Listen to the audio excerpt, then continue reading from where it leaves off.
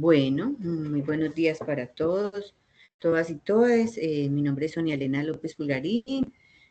Hoy estoy en representación de la Federación Antioqueña de ONGs, de este grupo de estudio en familia, porque la doctora Luz Marina está en estos momentos en campo y no pudo pues ingresar porque está muy mala la señal donde ella está y entonces pues me ha pedido el favor que pueda hacer la apertura. Bienvenidos y bienvenidas, bienvenidos. Ya les había dicho, hoy tenemos entonces un tema muy especial. Todo el año hemos venido hablando del tema del cuidado y esta vez pues el tema se llama el cuidado, un asunto de hombres. El grupo de estudio en familia está conformado por la Universidad Católica Luis Amigó, la Corporación Universitaria Minuto de Dios y la Federación Antioqueña de ONGs. Hoy tenemos el gusto de presentar tres personas que nos van a acompañar en este conversatorio, dos ponentes y una moderadora. Tenemos a el doctor Hernando Muñoz Sánchez, trabajador social de la Universidad Pontificia Bolivariana, doctor en perspectivas de género en las ciencias sociales de la Universidad Complutense de Madrid y coordinador de la Mesa Nacional de Hombres por la Igualdad de Género. Bienvenido, Hernando, muchas gracias. Tenemos a Luis Julián Salas Rodas, él es sociólogo de la Universidad Pontificia Bolivariana, magíster en Ciencias de la Educación, opción Desarrollo Social de la Universidad París 12, y se ha desempeñado como profesor universitario, investigador y consultor en temas de familia. Y nos va a moderar esta conversación Marta Cecilia Arroyave Gómez, trabajadora social de la Universidad de Antioquia, magíster en terapia de familia de la Universidad Pontificia Bolivariana, con entrenamiento certificado como terapeuta breve y de terapia de pareja en la Escuela de Palo Alto en San Francisco, California, de los Estados Unidos, docente investigadora de la Universidad de Antioquia. Bienvenidos y bienvenidas, muchas gracias. Ya conocen la dinámica. Tenemos 1 hora y media aproximadamente y abrimos un espacio luego para las preguntas del público, que también nos las pueden hacer por el chat o al final si quieren abrir pues la participación. Entonces, bueno, muchísimas gracias por haber aceptado la invitación. Adelante. Muchas gracias, Sonia, a ti. Muy buenos días para todas, todos, todes. Para mí es un gusto, de verdad, no solo estar en este espacio en el que he participado ya en otros momentos, hoy como moderadora, sino poder aquí moderar esta conversación entre estos dos hombres que conozco hace mucho rato, que hemos compartido diferentes escenarios académicos, que hemos compartido diferentes espacios también de cuidado. Entonces, dos hombres a quienes admiro, reconozco, y en ese sentido voy a dirigirme a ellos por el nombre, porque creo que eso va a dar también un toque que le queremos dar a este espacio, que sea un espacio más de conversación. Entonces, vamos a hablar del cuidado desde esa perspectiva de lo masculino.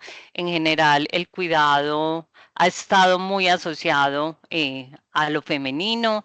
Entonces, hoy tener esta perspectiva creo que nos da unas posibilidades, no solo de ampliar la perspectiva frente al cuidado, sino creo que también generar más equidad en este tema donde, claro, lo masculino tiene mucho que aportar y de hecho aporta.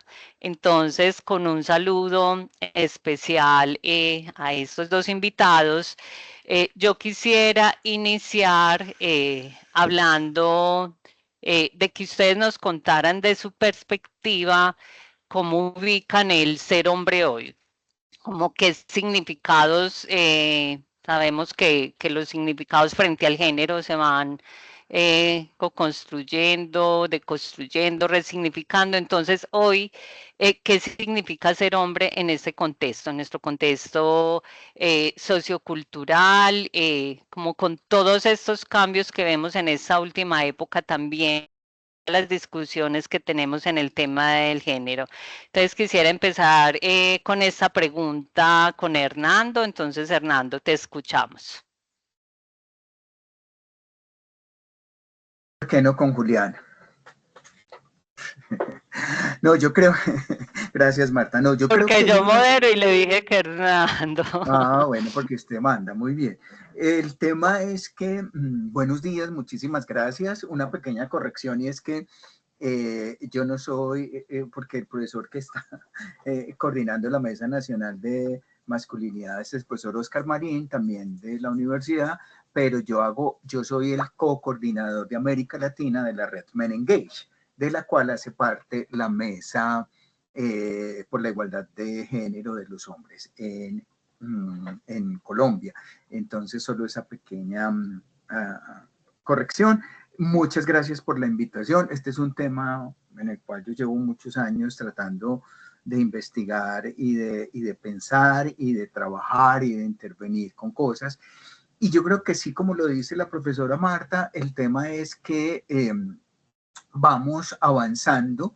Los conceptos sociales son conceptos dinámicos que se van, digamos, acondicionando, se van dando a través de los momentos históricos, de los momentos sociales que vamos andando, caminando, y creo que las mujeres han tenido muchísimo que ver y los movimientos de mujeres y los feminismos han tenido muchísimo que ver, especialmente en los años 70, con el involucramiento y el pensamiento de los hombres para una acción de transformación de las masculinidades.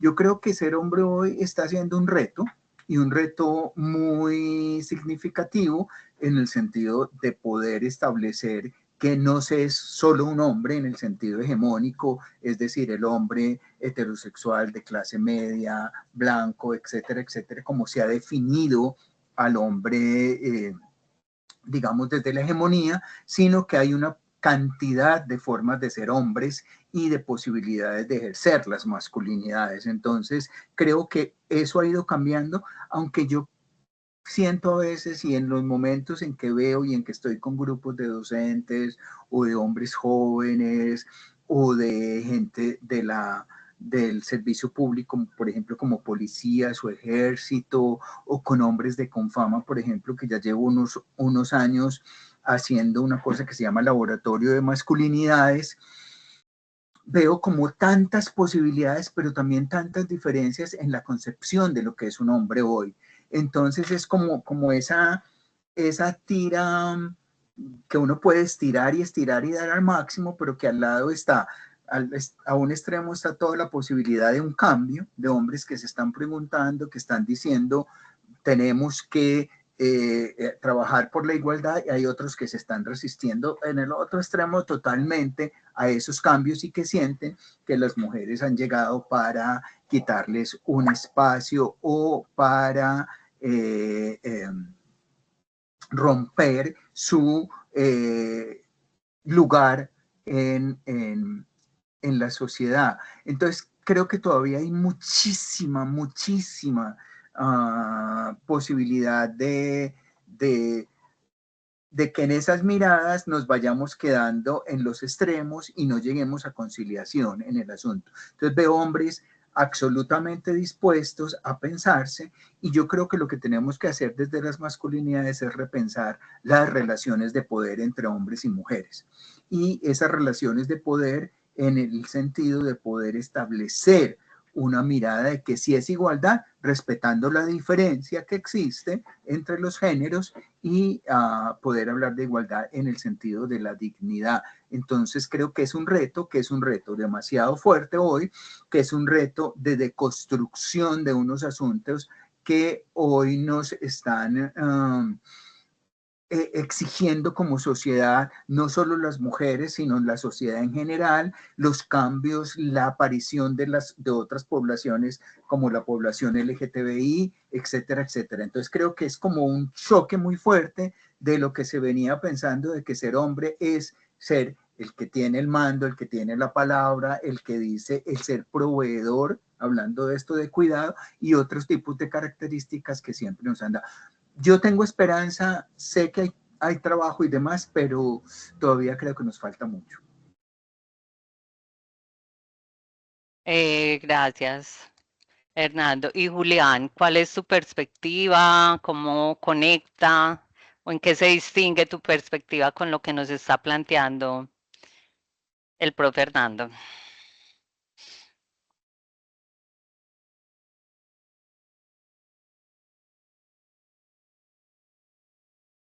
Julián,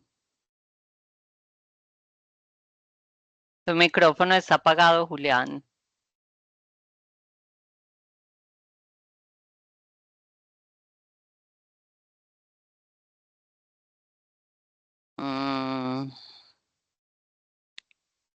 Julián,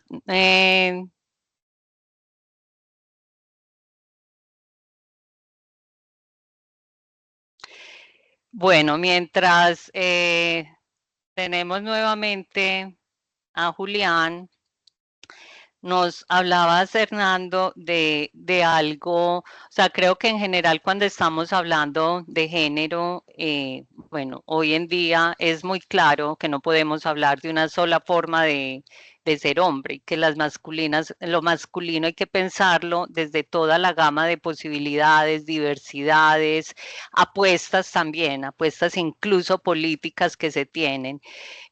Pero mencionabas algo porque en general cuando abordamos el tema de género, estamos abordando las relaciones de poder y cómo son unas relaciones de poder donde en general se ha dado un desequilibrio en la balanza, ubicándolo más desde lo masculino. Mencionabas lo de las relaciones de poder, pero mencionabas también un concepto que creo que tiene mucho que ver para que vamos empatando con lo del cuidado y es el tema de la dignidad, de cómo se aborda el ser hombre, mujer, el concebirse desde una manera diferente en esa perspectiva o incluso decir no me asumo desde un género, cómo este concebirse desde la dignidad de ser humano, eso cómo conecta con el tema del cuidado, porque creo que así le vamos quitando al cuidado como esa perspectiva de que está vinculado a un género específico. Quisiera que nos ampliaras cuando hablas de desde ubicarse desde la dignidad Sí, y cómo Marta, eso conecta con lo relacional y con el cuidado. yo creo que es muy importante entender y hacerse siempre la pregunta de cuáles son las relaciones entre el género, las masculinidades y el poder, porque creo que ahí está el quid del asunto y es que cuando hablamos de masculinidades y trabajamos en masculinidades tenemos que preguntarnos. Y también otra pregunta que debe surgir inmediatamente es de qué modo las normas sociales y las normas culturales sobre las masculinidades modelan o moldean las relaciones de poder y las desigualdades entre el género.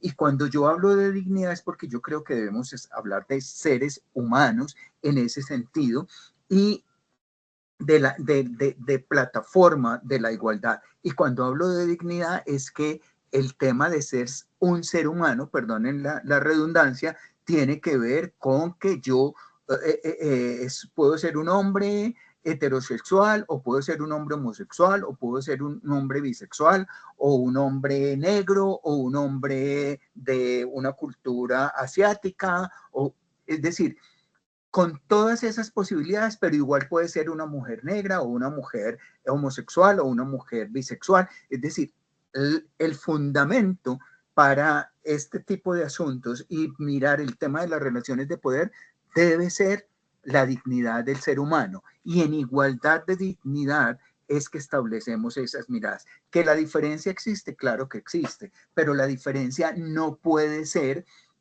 un asunto que nos lleve a pensar que somos menos o más por ser hombres. El patriarcado, recuerden, que está basado en que el hombre es superior a las mujeres y en ese sentido no se puede establecer ninguna forma de comunicación para poder ir hacia la igualdad.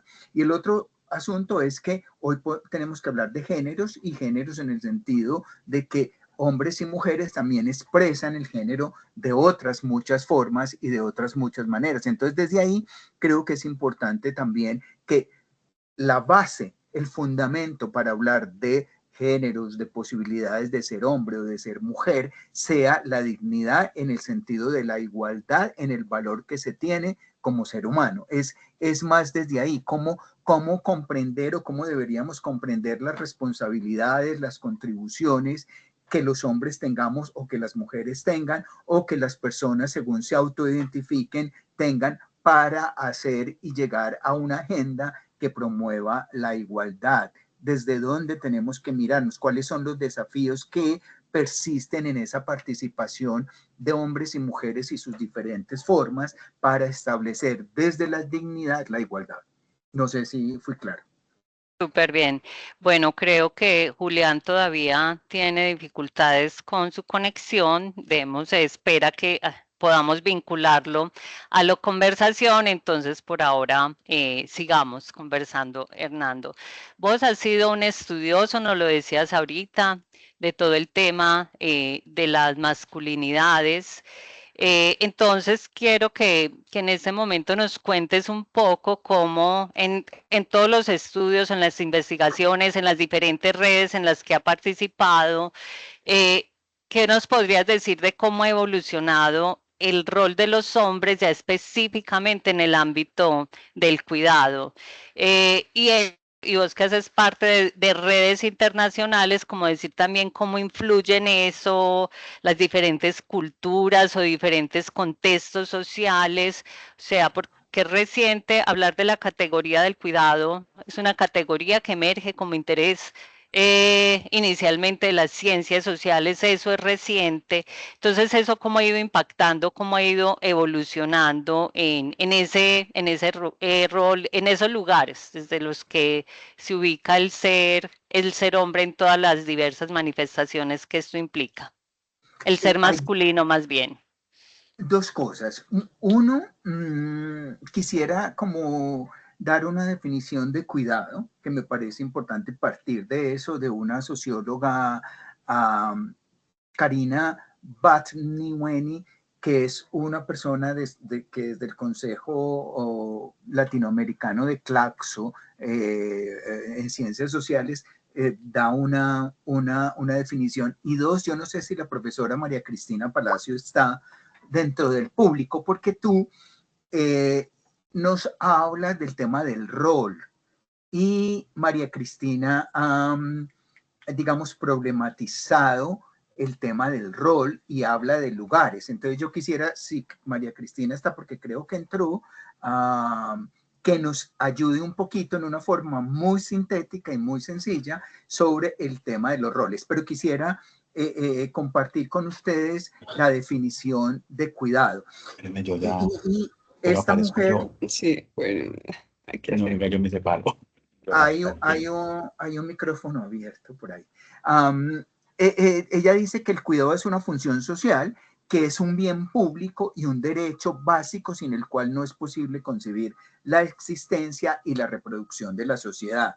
Y que el reto más grande, dice ella, es cómo avanzar hacia un mundo o hacia una sociedad en la cual las personas a nivel individual y la sociedad en su conjunto, el conjunto de personas, puedan reconocer y valorar la importancia de las diferentes formas de cuidado, pero sin reforzar el trabajo de cuidado como algo que solo las mujeres y las niñas pueden y deben hacer.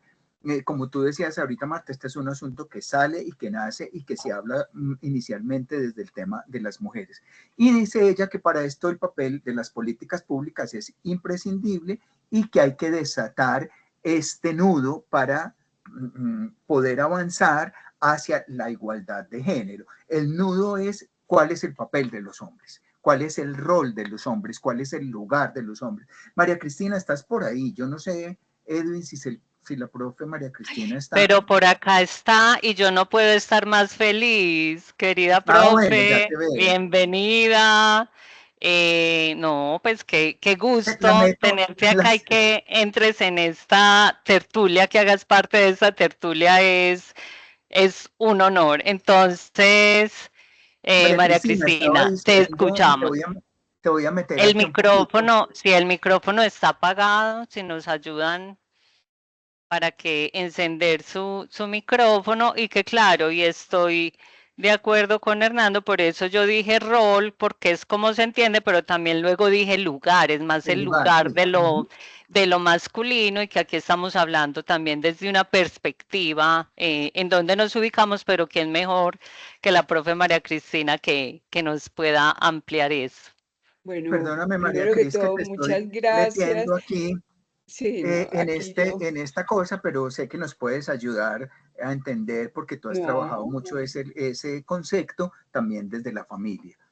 yo estoy muy contenta y no, pues, me siento muy, muy feliz de verlos y ver a Nando y ver a Julián. Casi que no pudimos entrar. Pero bueno, solamente 2 minutos para no interrumpir el planteamiento que Hernando está haciendo, que me parece completamente valioso, y es aprovechar esta oportunidad para provocar reflexiones y para provocar reflexiones temáticas de la manera como nombramos. ¿Qué ha pasado con el rol? El rol es una palabra que se ha naturalizado y al naturalizarse, es decir, no exige ninguna reflexión profunda porque se ha naturalizado y el rol es lo que en principio está identificando una persona. Hace un tiempo, hace más de 20 años, empezamos en el Departamento de Estudios de Familia, el de la Universidad de Caldas, a hacer ese cuestionamiento del término, de la manera como enunciamos precisamente esa forma de habitar, de relacionarnos. Entonces, desde ahí entramos en cuestionamiento con la denominación de rol que viene de la sociología funcionalista y que tiene un sentido más de evaluar.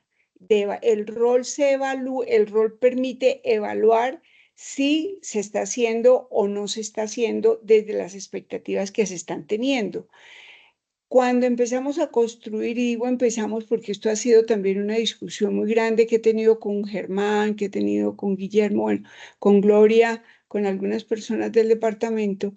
Entonces, cuando empezamos a pensar en la denominación del lugar, es que el lugar no es el lugar físico, el lugar es precisamente lo que nos permite mirar cómo transitamos y cómo nos hacemos visibles o invisibles, porque tiene que ver incluso con una postura muy epistémica de cómo visibilizamos y cómo se visibiliza el yo y la relación con el otro, con la otra, es decir, es una cuestión de la otredad también y de la mismidad.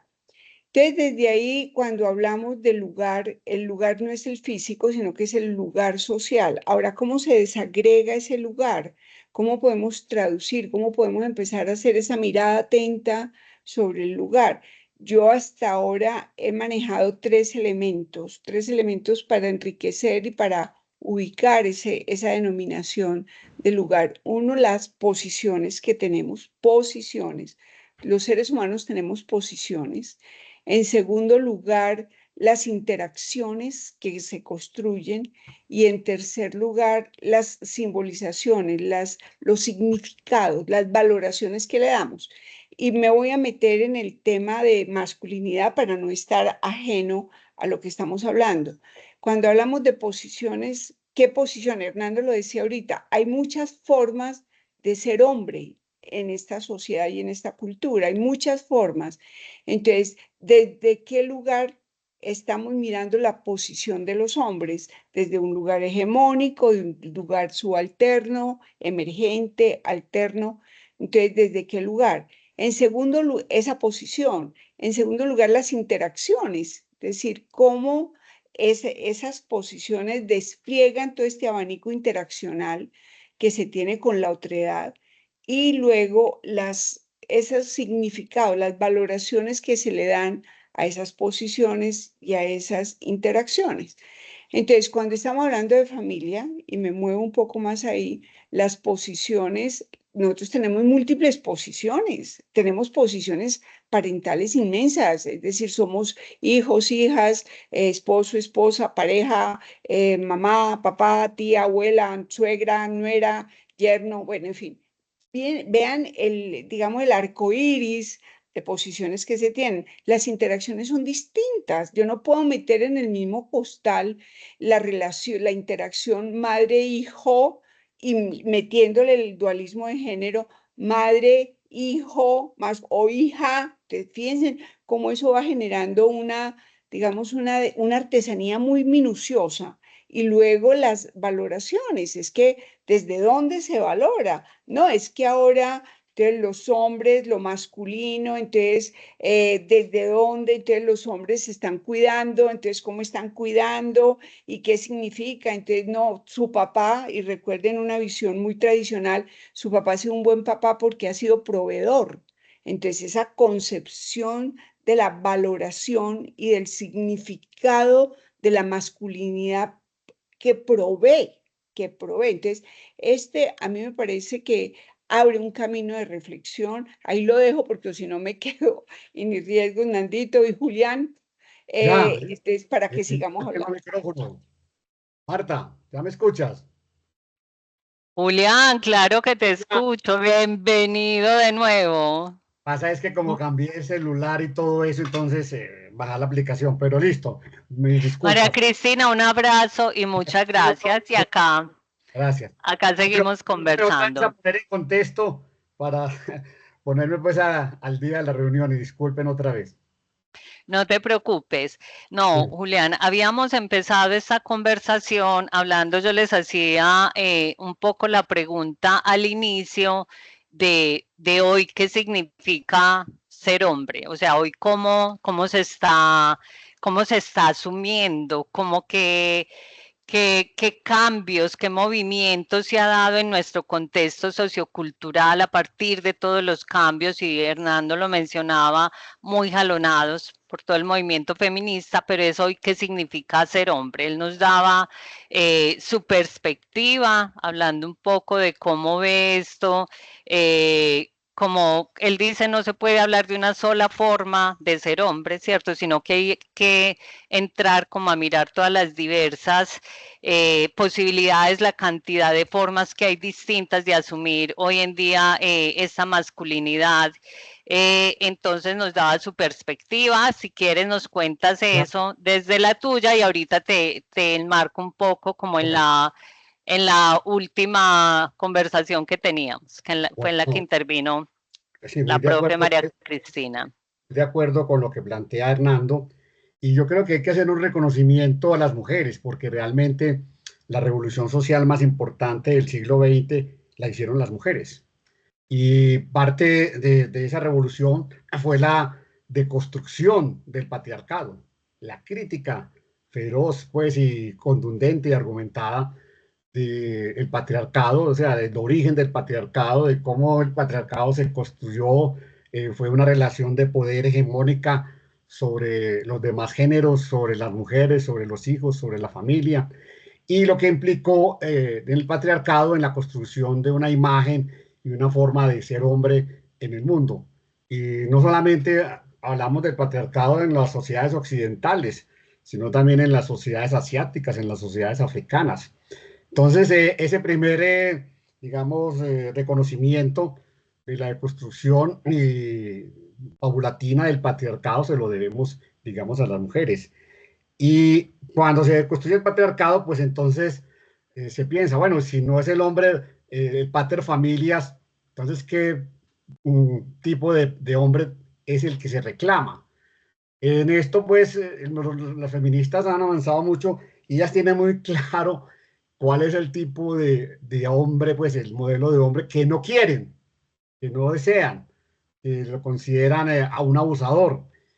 Pero yo creo que apenas, bueno, apenas no, se ha venido también trabajando en la construcción del hombre desde el discurso y la narrativa de nosotros los hombres, porque ese impulso inicial de las mujeres fue muy importante, pero yo creo que, y Hernando en eso ha sido pues un líder muy importante, es que los hombres también tenemos que repensarnos, no desde lo que las mujeres desean de nosotros, a tanto así, sino que nosotros como hombres en esta sociedad moderna, qué roles queremos desempeñar, qué funciones tenemos, qué valoración tenemos de ser hombres.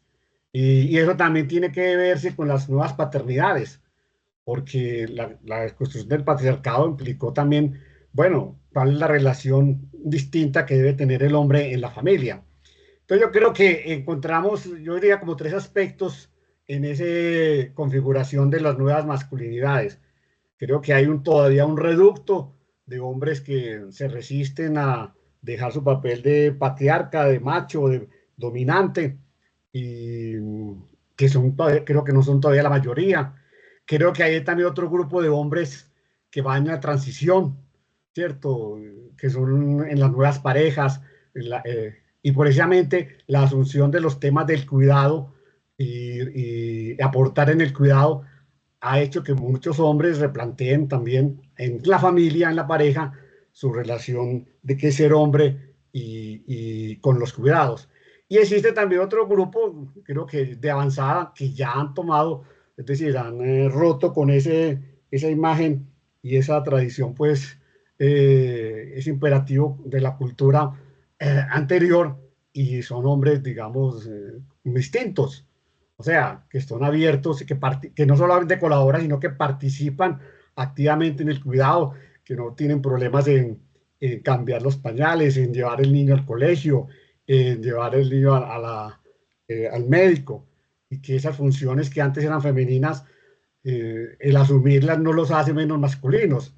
Entonces yo creo que ahí en esas 3 posibilidades se está configurando esas nuevas masculinidades y esas nuevas paternidades, que creo que cada vez tendremos menos posibilidades de patriarcado, aunque todavía insiste, y parte de la gran violencia que tenemos en las familias, en las parejas, se debe todavía a esas construcciones mentales y psicológicas de hombres que todavía pues no han roto ese imperativo de la cultura del machismo.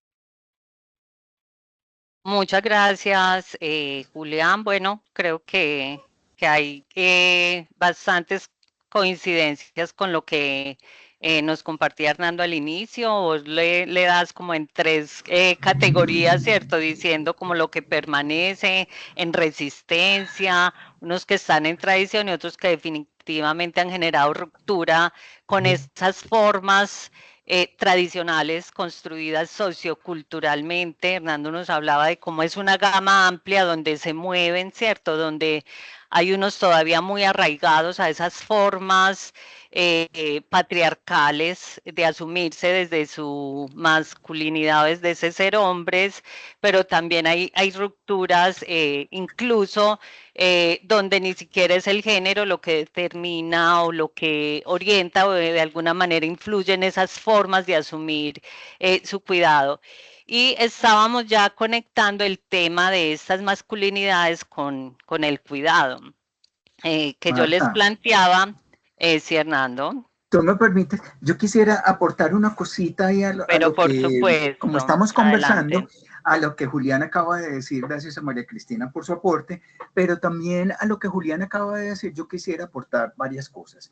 Uno, yo en mi libro trato el tema no de nuevas masculinidades, sino de masculinidades resignificadas, o la resignificación de las masculinidades, que creo que implica un ejercicio de reconocimiento de que hay que hacer algo, como lo decía Julián ahora. Son esos hombres que realmente hacen conciencia de, y yo creo que el trabajo de masculinidades y lo que llevamos haciendo muchos años es, oiga, no es el asunto solo de cuidar en el sentido de cambiar los pañales, de ayudar en la casa, de colaborar, de hacer, sino que es un sentido mucho más claro de eso que yo decía al inicio, de hacer conciencia de las relaciones de poder entre hombres y mujeres, y que lo fundamental debe ser cambiar esa mirada de que desde el patriarcado, como Julián lo decía, la superioridad de los hombres y la inferioridad de las mujeres. Creo que ahí está el asunto, y en ese resignificado a mí me da un poquito de susto con el tema de nuevas masculinidades y pensar que el cuidado tiene que ver solo, también tiene que ver con eso, pero no únicamente con el apoyo a hacer la comida, con el apoyo de ir al mercado, con el apoyo de limpiar y demás, porque creo que en la pandemia también nos tocó ponernos en otros lugares y darles otros significados a ese espacio y a ese rol y a ese lugar, como lo decía María Cristina, que teníamos los hombres o que tenemos los hombres en los hogares. Creo que ahí es muy importante establecer que Hablar de masculinidades en el sentido de la resignificación o masculinidades no hegemónicas o masculinidades corresponsables tiene que ver más con esa deconstrucción de las relaciones de poder y la forma como vemos a las mujeres y a otros hombres también, porque también dentro de las masculinidades hay como si tuviéramos un metro que mide el tipo de quién es más hombre o quién es menos hombre. Un hombre negro, obrero y homosexual no es igual que un hombre blanco, profesional y heterosexual. Y en ese sentido también tendríamos que entrar a hablar de otros temas como la interseccionalidad en estas miradas de género. Pero frente al tema del cuidado, creo que el asunto va más allá de la colaboración y es en esa conciencia que los hombres debemos hacer del lugar que tenemos, en el asunto que debemos establecer como una mirada. Siempre hemos tenido muchas miradas de ser hombres desde hace mucho tiempo y realmente lo nuevo no debe centrarse ahí. Y mi invitación es hablar de resignificación de las masculinidades. Y por último decir que hagamos el ejercicio de pensar si cuando vemos en un centro comercial o en un lugar público, en un parque, a un papá con niños, ay, todos decimos tan lindo ese papá, mira tan bello, mira tan... Pero vemos a una señora con los hijos en la misma situación y siempre como que eso pasa, se normaliza, está ahí y resulta que el asunto va más allá de lo que significa eso. Y por eso también la lectura del cuidado en ese sentido. Muchas gracias. Bueno, yo creo que hemos ido como avanzando un poco incluso en pensar el cuidado desde concepciones que van más allá de cómo tradicionalmente se ha asumido, ¿cierto? Que está muy asociado como a rutinas muy de lo doméstico. Fíjense cómo caemos de muchas maneras, como en pensar en el cuidado, en esas rutinas que tienen que ver con cuidar niños, ancianos, personas enfermas, con atender aspectos asociados a la alimentación, etcétera. Y les escucho a ustedes como una perspectiva de pensar en el cuidado y ahora conectándolo con lo masculino, ese cuidado con lo masculino, como más desde una perspectiva como de la atención, una perspectiva más reflexiva de ese cuidado, como de un desarrollo, de unas relaciones más desde una perspectiva de la dignidad, del derecho.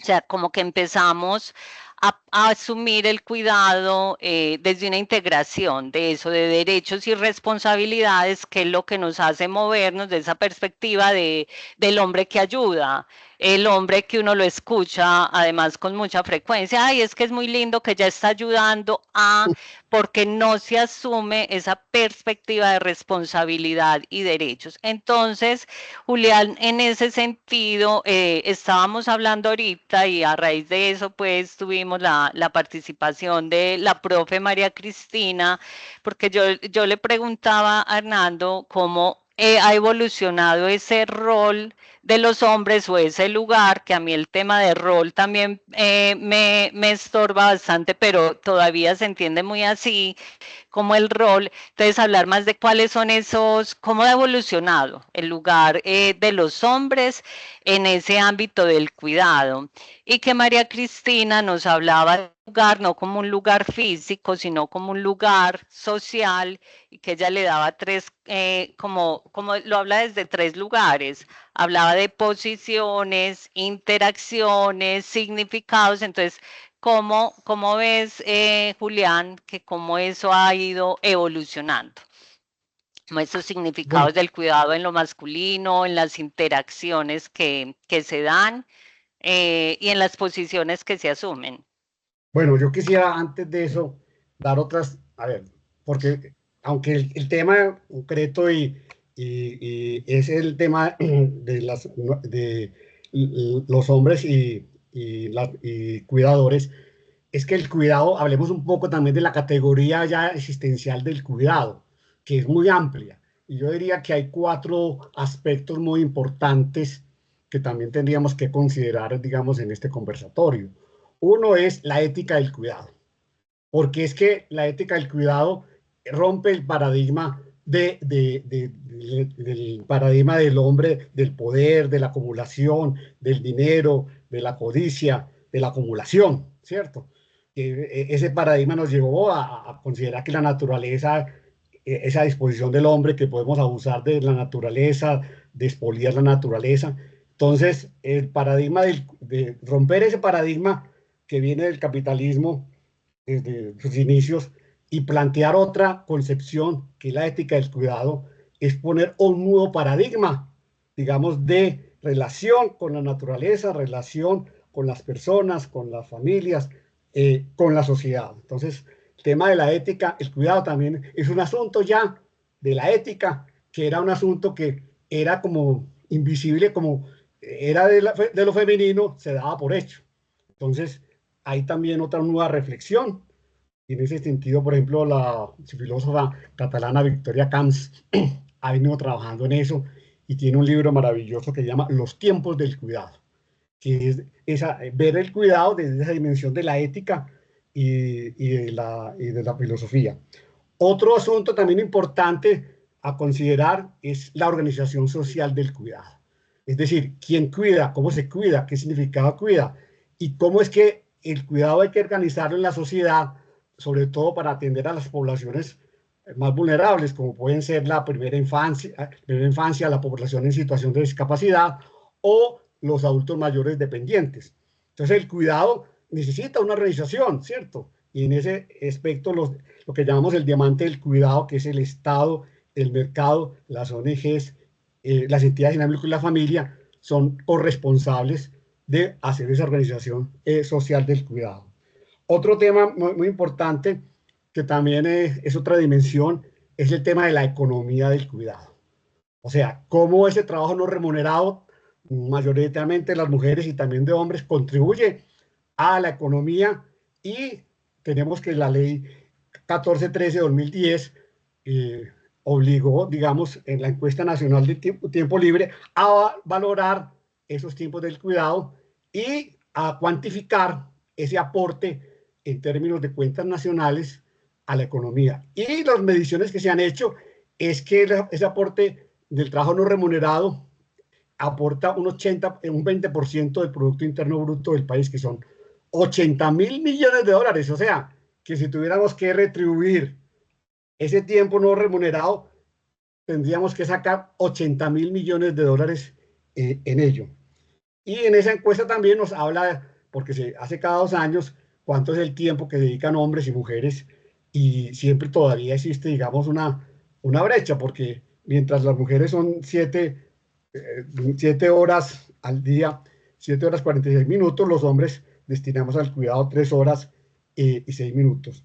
Y el otro aspecto que también es importante tener en cuenta en estas discusiones del cuidado tiene que ver con la construcción de los sistemas nacionales y locales del cuidado, que en eso también se ha venido avanzando, ¿cierto? Desde el Ministerio de la Igualdad, desde Uruguay, que ha sido pues el país que empezó en eso, y en el departamento de Antioquia ahora se está trabajando la construcción de sistemas locales del cuidado en 23 municipios y se aspira a 49. Entonces, esos 4 aspectos, pues quería solo mencionarlos para que también tengamos una idea de que el cuidado, pues no solamente es un asunto de hombres, como estamos viendo, sino que también tiene otras dimensiones que sería interesante en otro conversatorio mirar.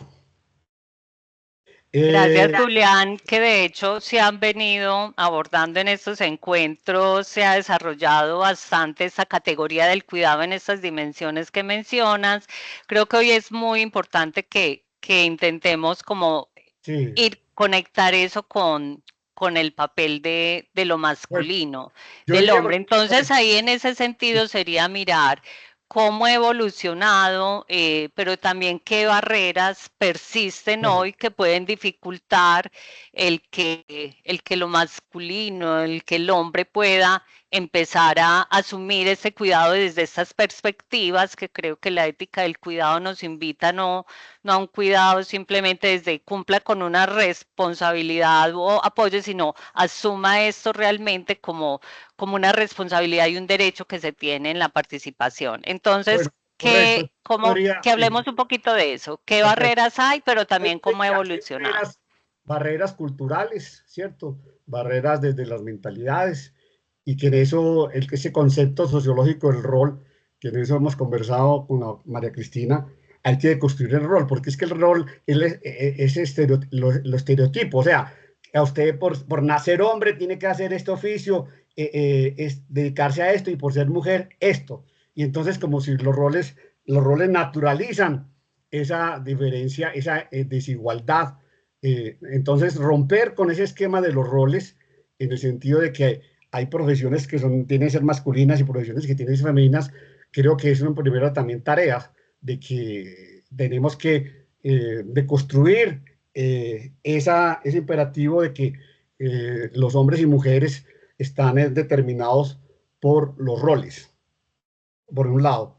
Segundo, que también en el ámbito, digamos, de lo laboral, todavía existen en esta inequidad de género que tenemos, y frente al acceso a lo laboral y a los ingresos entre hombres y mujeres, tenemos profesiones y oficios todavía muy masculinos o muy femeninos.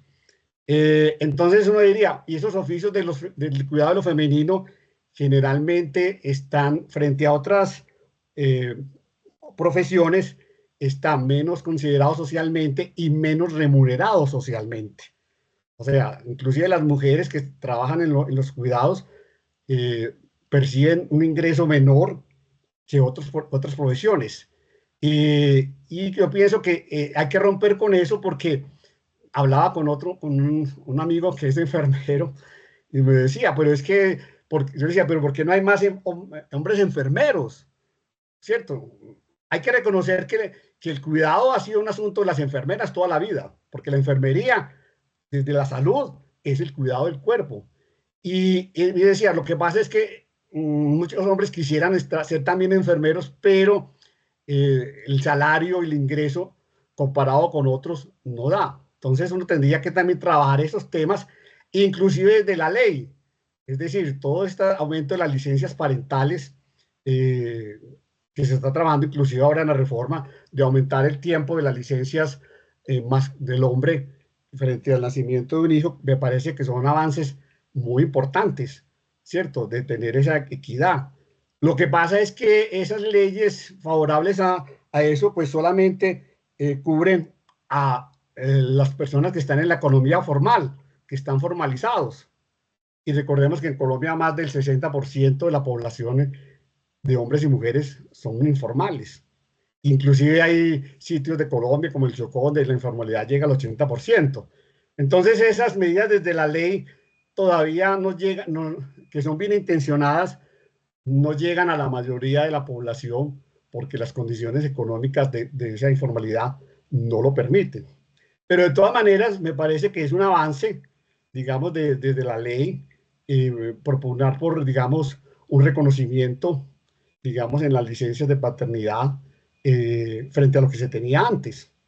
Entonces yo creo que serían, pues para resumir, avanzar en dos frentes. Avanzar en quitar las restricciones desde la ley, fomentar la participación masculina en todas estas actividades. Y segundo, un trabajo también cultural de ir deconstruyendo todos esos imaginarios de roles asignados de lo que un hombre puede hacer y una mujer puede hacer. Gracias. Hernando, ¿identificas otras barreras? Ahorita creo que nos ibas a contar también un poquito de los avances. Sí. Adelante. Yo creo con lo que Julián también comenta, que estoy de acuerdo con que se ha avanzado en el tema, que hay que pensar el cuidado más allá de asuntos como el cuidar del cuerpo, porque también hoy pensando en el cuidado se está hablando más allá de cuidar únicamente del cuerpo, se está hablando de trabajar y cuidar también la mente y cuidar el tema de cómo los hombres hemos caído en un asunto muy, muy fuerte de pensar que tenemos que no cuidar de sí mismos y cuidar el cuerpo como lugar en donde podemos ser y habitar, los autocuidados, el salud, en la expresión cultural, perdón, corporal, en la estética, ¿cierto? El tema del cuidado del espíritu como un autoconocimiento, una autorregulación, el tema de la autoestima, de la autonomía,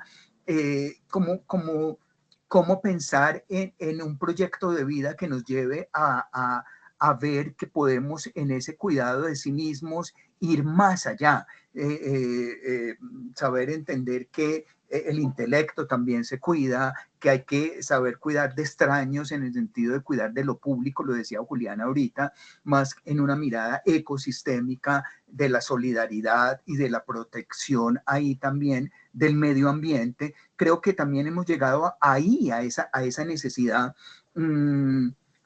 Está la ley 1413 que Julián menciona, pero yo sí veo mucho atraso en el país frente a acciones. El Ministerio de la Igualdad, querido Julián, no ha hecho nada, absolutamente nada. Es que tienen todas las posibilidades y todo el dinero para hacer las cosas y no han hecho nada. Es una vergüenza.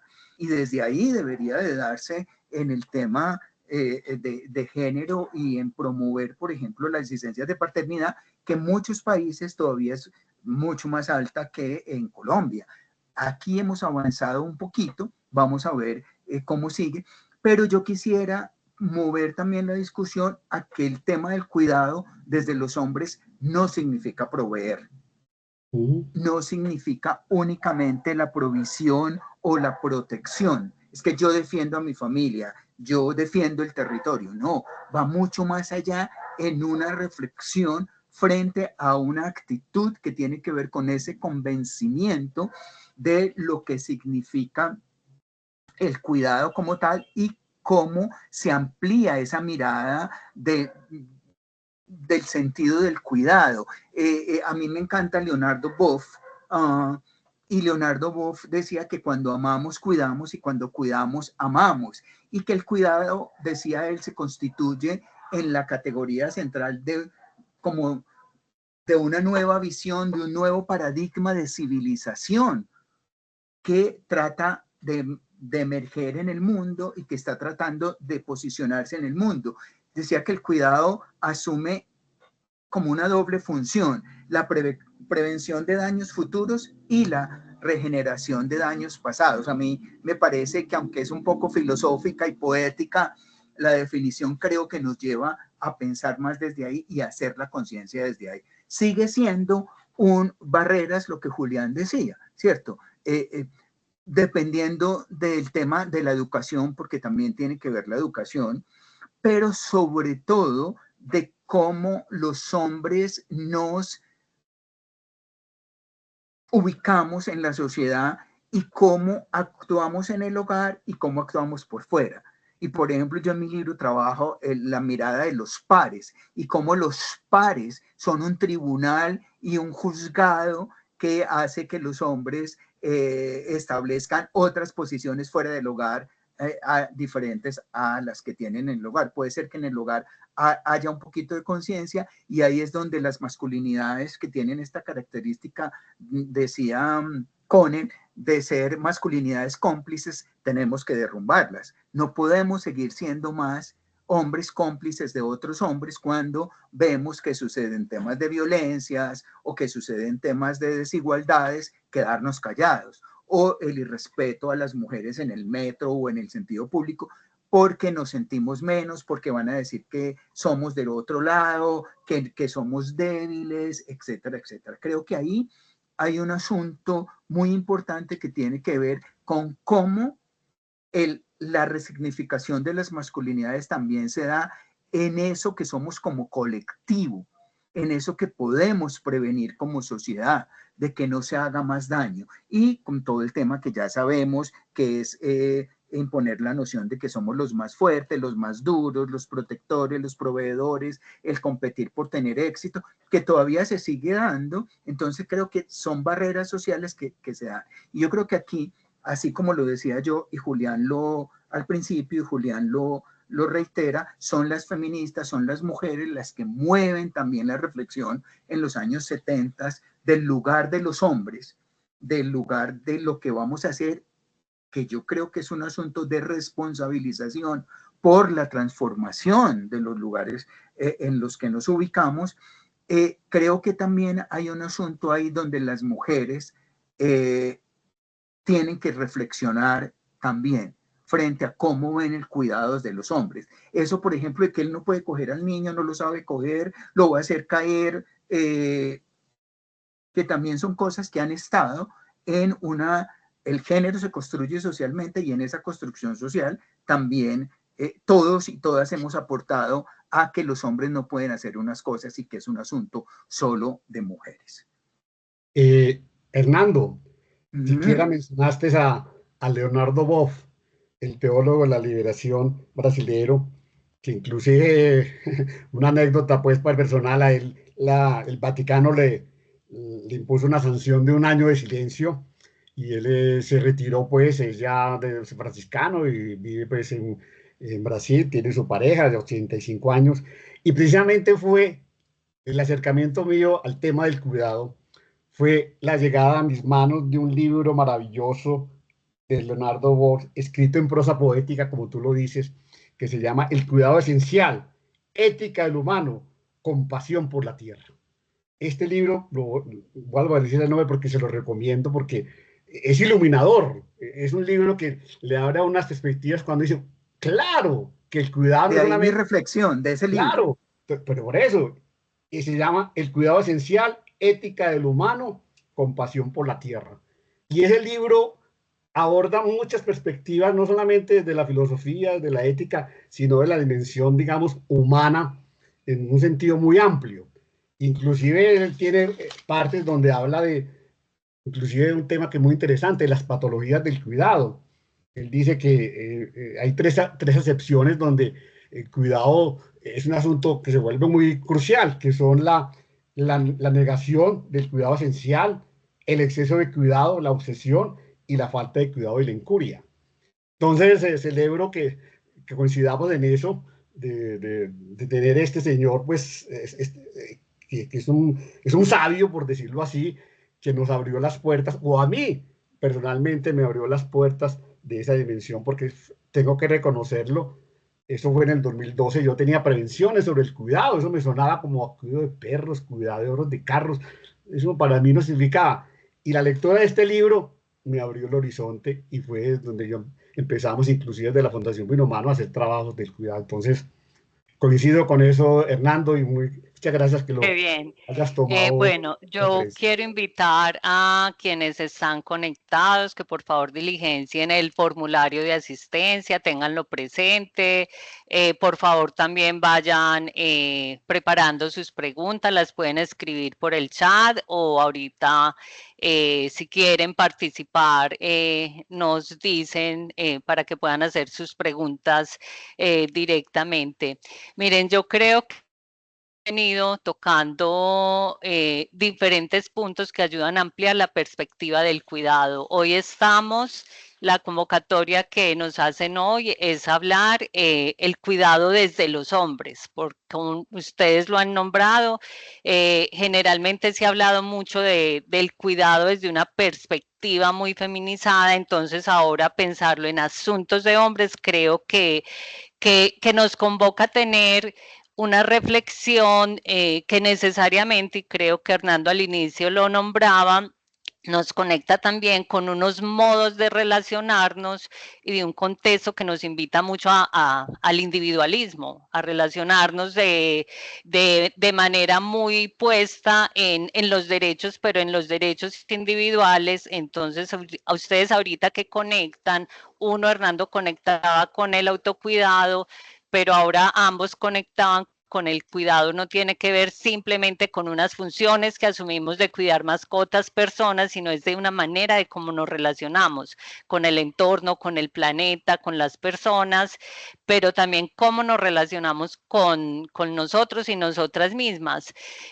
Entonces, en ese sentido, y hemos hablado de equidad, yo quisiera que ustedes nos contaran su perspectiva, si sienten que realmente para los hombres hay unas condiciones de equidad para ejercer el cuidado. Es que ahorita me quedé pensando en lo que planteaba Hernando de cómo a veces se cree que un hombre no sabe cómo hacer suficientemente bien una tarea específica en el hogar, o sea, como que todavía estamos es una cultura que todavía se raya mucho con que hace bien un hombre solo por ser hombre o que hace bien una mujer.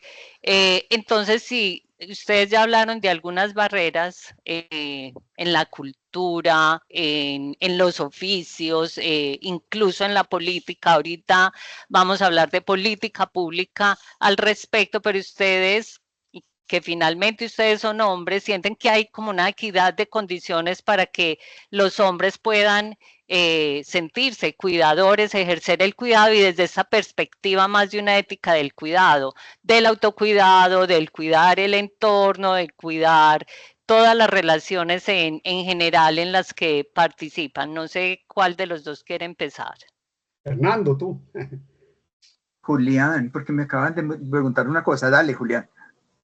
No, sí, mire, es que las barreras culturales son unas cosas muy, muy fuertes, porque, digamos, puede avanzar, y generalmente pueden haber leyes muy progresistas, muy de avanzada, pero mientras existan esas barreras culturales, la ley tiene límites.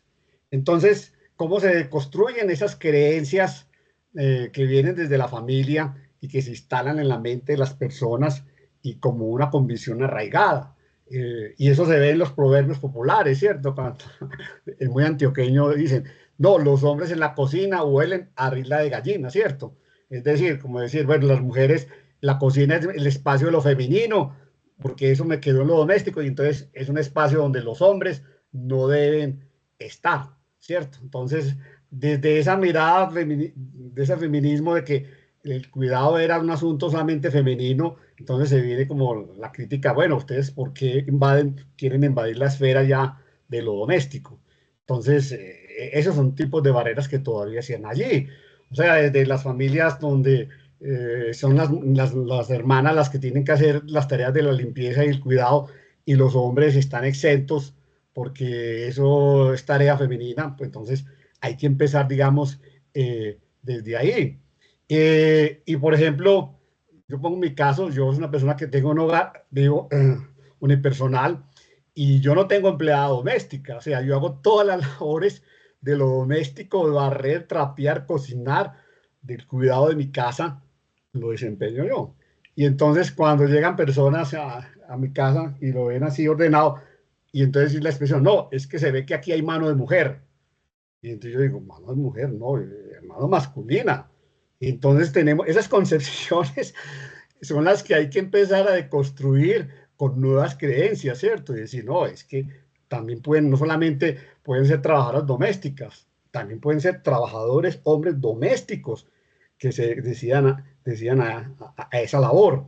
Entonces es un trabajo casi que también desde lo macro, pero desde lo micro, de los espacios, ir deconstruyendo esas creencias arraigadas que impiden, digamos, un avance mayor de que los hombres podamos también ser cuidadores. Entonces yo creo que ese es un trabajo como muy difícil, pero no imposible. Y en la medida en que cada vez haya más hombres cuidadores, en ciudades cuidadores, en sociedades democráticas cuidadoras, yo creo que ahí vamos avanzando hacia esa equidad también de género en el cuidado, porque es que recordemos que el cuidado tiene tres dimensiones.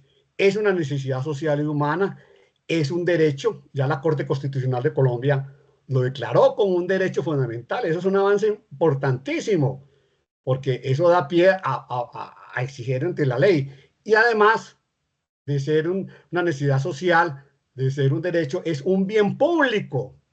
O sea, como lo es el aire, como es el agua. Entonces, ahí vamos cada vez que la sociedad va dando más importancia a la categoría del cuidado como un paradigma esencial. Yo creo que es un avance, que es un ámbito, digamos, favorable para ir reconstruyendo estos imaginarios pues, que nos vienen del pasado y que impiden un avance mayor en esa equidad de género, en la distribución del cuidado, del reconocimiento, de la reducción y la redistribución del cuidado. Sí, yo creo que es muy importante el tema de poder establecer también no solo el cuidado desde el hacer cosas, sino desde la transformación de las relaciones afectivas y también ese cuidado de la moral y la justicia que tiene que ver también con una discusión que se está dando dentro de la mirada de la ética del cuidado, ¿cierto? Que desde ahí también los hombres empecemos a pensar cómo movernos desde las emociones en ese cuidado.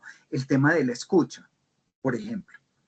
Los hombres usualmente corriendo, hablan, dicen, no sé qué, pero no hay ese cuidado en la escucha, ese cuidado del otro y de la otra en el tema de establecer unas relaciones de demostraciones de afecto dentro del hogar y fuera del hogar, que va más allá del compartir, que hay que hacerlo, el compartir las labores, el proveer, etcétera, etcétera, pero es ese lugar de cómo nos deshacemos de esa coraza que ha puesto la sociedad y que sigue poniendo en los mandatos hacia los hombres de que no hay cuidado de la expresión de afecto. Yo cuido si le doy, ¿qué más quiere? ¿Cierto? Y todavía, por ejemplo, desde la legislación seguimos pensando que entonces yo demando al papá por alimentos y que eso es cuidado. Y que desde ahí algo que yo quiero, desde la investigación con el libro que hice, es que quiero rescatar que sí los hombres hoy están paternando. Se han pasado de la obligación de la paternidad, del dar el sustento mensual o lo que sea, a querer paternar. Entonces, hoy muchos más hombres sí están diciendo, yo quiero que si nos separamos, quiero tener la posibilidad de tener al hijo, la hija o los hijos en el fin de semana que me corresponde y cuidarles y estar con ellos, con ellas, ¿cierto? Creo que desde ahí el tema del paternar ha ido cambiando y hay mucha más conciencia. Para mí la palabra conciencia con el tema de masculinidades tiene una importancia muy, muy importante. Si los hombres no hacemos conciencia, darnos cuenta no va a pasar nada. Y desde ahí no va a haber la reflexión que implique esa resignificación de la mirada. Yo creo que el cuidado hoy es mucho más global, mucho más amplio, y desde los hombres creo que también junto con las mujeres hay unas dimensiones éticas del cuidado. Desde lo íntimo, el cuidado de sí mismo, desde lo privado, el cuidado de los y los otros a partir de los vínculos afectivos, y desde lo público, ¿cierto? Desde esa dimensión de lo público, el cuidado del entorno, la solidaridad, el compromiso, pues con el medio ambiente, con el planeta. Creo que va mucho más allá entonces de hacer o no unas cosas o de replicar o no unos asuntos. Y yo quisiera dejar mucho que tiene que ver con una transformación emocional de los hombres y una conciencia emocional que los hombres hagamos frente al tema del cuidado como tal. Como decía yo al comienzo, es esa tensión que todavía se sigue dando entre unos que dicen no, no, no y otros que están diciendo sí quiero hacerlo. Yo creo que parte de las condiciones se van a tener que dar en la familia. Y si no se dan en las familias, no hay condiciones. Si seguimos reproduciendo los mismos categorías y los mismos modelos hegemónicos de ser hombre y de ser mujer, nada va a cambiar. Entonces, desde ahí yo creo que tiene que haber unas condiciones en la escuela. Y todavía sigue habiendo maestros, sigue dándose situaciones de maestros que siguen con el juego del fútbol y el juego de las muñecas, aunque no lo creamos todavía. Entonces, ¿cuáles son los ejercicios pedagógicos desde la escuela y de las familias, los hechos pedagógicos qué hay que hacer y qué hay que establecer. Yo dejaría por ahí porque veo manos levantadas y que también sería bueno que la gente Sí, claro. Tenemos también varias preguntas en el chat, pero antes de darle paso a las preguntas y a las personas que quieren participar, quería de una forma muy corta, cada uno de ustedes nos dé la perspectiva de cómo ha avanzado hoy la política pública, no en relación solo al cuidado, sino que ya mencionaron ahora un avance que hay con respecto a la licencia, que hay este proyecto de ampliar la licencia de paternidad, pero ambos han trabajado mucho en políticas públicas. ¿Sienten que las políticas públicas realmente están enfocadas en equidad? O sea, es una política pública con respecto al cuidado que realmente se asume desde ahí, de darle como un lugar que no diferencial, sino en condiciones de cuidado al hombre con respecto al cuidado. ¿Cuál es su perspectiva en esto? Mira, no sé cómo decirlo para que no cause escozor, pero es que a veces se mandan mensajes como un poco contradictorios, ¿cierto? Porque hemos dicho que el cuidado no debe ser solamente un elemento de lo femenino y un tema exclusivo de lo femenino, sino que también debemos incluir o dejarnos que los hombres incluyan en ello. Y cuando uno habla de las políticas del cuidado, y entonces, ¿dónde la asignan? En la Secretaría de las Mujeres. O sea, en un espacio que es totalmente, obviamente, la competencia de las mujeres. Entonces uno dice, pero pues a mí personalmente dice, pero no hay otra dependencia que pueda hacerlo, porque es que eso es reforzar desde la institucionalidad que el cuidado es un asunto exclusivamente o prioritariamente de las mujeres. Y entonces lo ponemos en la Secretaría de las Mujeres. Entonces, pues ahí hay como, desde mi punto de vista, una incongruencia, ¿cierto? Como un mensaje de que sí, pero que no. Porque entonces, de todas maneras, es la mirada desde lo femenino la que impera, digamos, o uno desde el principio, aunque yo que he venido haciéndole seguimiento al tema de las políticas de sistemas locales de cuidado en Antioquia, existe ya pues también una escuela de participación masculina. Entonces, diría que hay que tener mucho cuidado también en esos dobles mensajes que enviamos. O sea, si queremos tener una mayor participación masculina, tenemos también que desfeminizar el tema del cuidado en el buen sentido, para que no sea reforzar ese estereotipo de lo cultural, de que el cuidado es por esencia algo de lo femenino, y que si los hombres pues participan, pero muy bueno, pero en exclusiva es el tema de allí. Yo sí creo que hay que reconocerle a la pandemia, que no hay mal que por bien no venga, que la pandemia fue la que nos hizo visible el tema del cuidado, porque es que recuerden cuando antes de las vacunas que existía, o sea, la única manera de la sobrevivencia humana fue las medidas del cuidado, del confinamiento, del cuidado del aseo, de las manos, de la cercanía. Entonces la pandemia nos puso a decir, ojo, el cuidado es una categoría importante y existencial para la vida humana. Entonces desde ahí, yo sí noto desde el tiempo de la pandemia, es que el tema del cuidado empezó a ser parte de las políticas públicas, ¿cierto? Tanto de lo local, de lo nacional, como internacional. O sea, y entonces a partir de la pandemia, la categoría del cuidado empezó a ser parte de la agenda pública, ¿cierto? No es un asunto invisible de lo femenino, sino un asunto de Estado. ¿Y qué es una política pública? Es cuando la sociedad reconoce que hay una problemática que la afecta. Entonces, para poder empezar a solucionar la problemática, debemos generar una política pública. Porque yo creo que la ley no resuelve todos los problemas de una sociedad, pero sin las buenas leyes no es posible empezar a solucionarlos.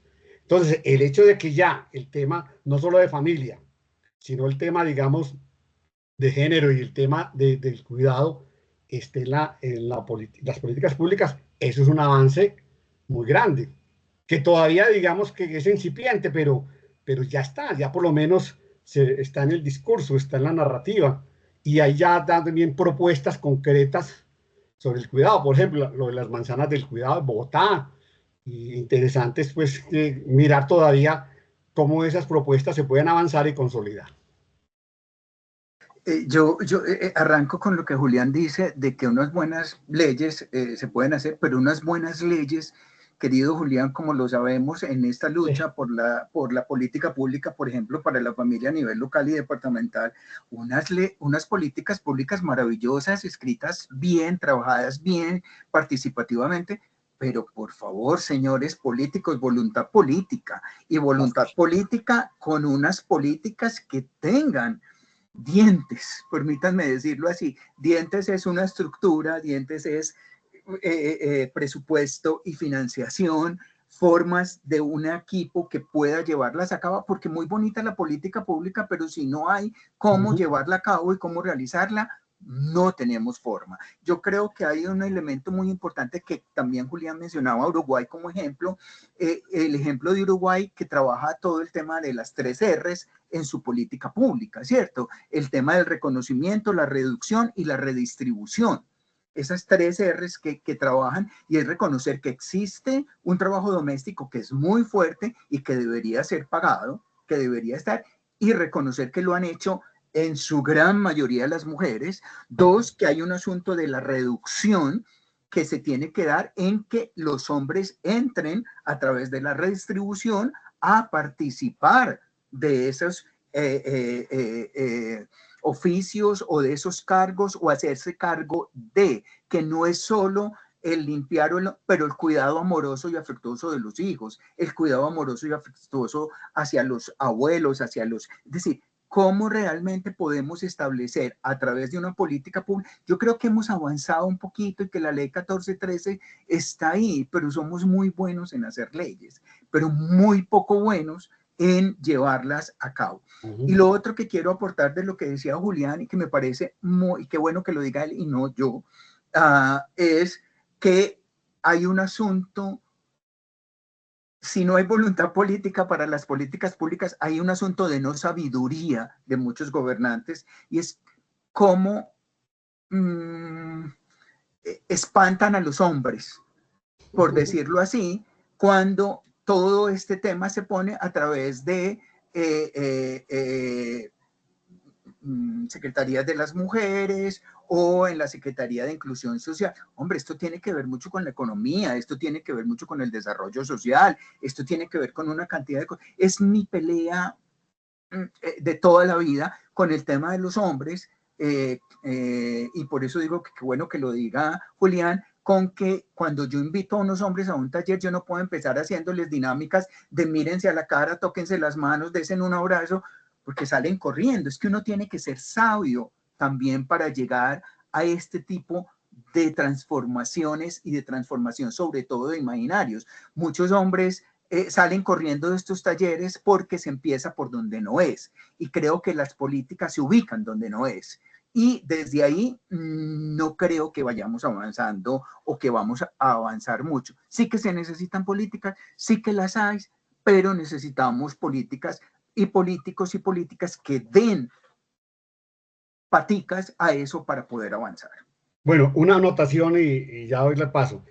En mi experiencia en la formulación, que tú también fuiste actor muy principal, Hernando, en la política pública, tanto de Medellín como del departamento, es que la política no es solamente asunto, o debe ser asunto, digamos, de los gobiernos, de los funcionarios públicos, sino que el verdadero alcance y que las políticas sean reales es la sociedad civil empoderada. Es decir, si en esa formulación, aprobación, y funcionamiento de las políticas públicas, independientemente de la que sea, no está la sociedad civil en esas mesas participando, cuestionando, reclamando, exigiendo ser el tábano, pues allí, entonces se relaja el Estado. Entonces, una sociedad, para que esa, no solamente la voluntad política se manifieste, sino que se haga real, es necesario que cada política pública, pues, porque en Colombia a ningún colectivo se le niega una política pública, pues eso tenemos cantidades. Pero si detrás de esa política formulada y aprobada por una gobernación, por un municipio, existe o se consolida una sociedad civil organizada, que es esa sociedad civil interesada, las personas, las asociaciones que se interesan por ese tema, que trabajan en sus misiones, que están atentas, ¿cierto? Porque los funcionarios pasan, pero la sociedad civil queda.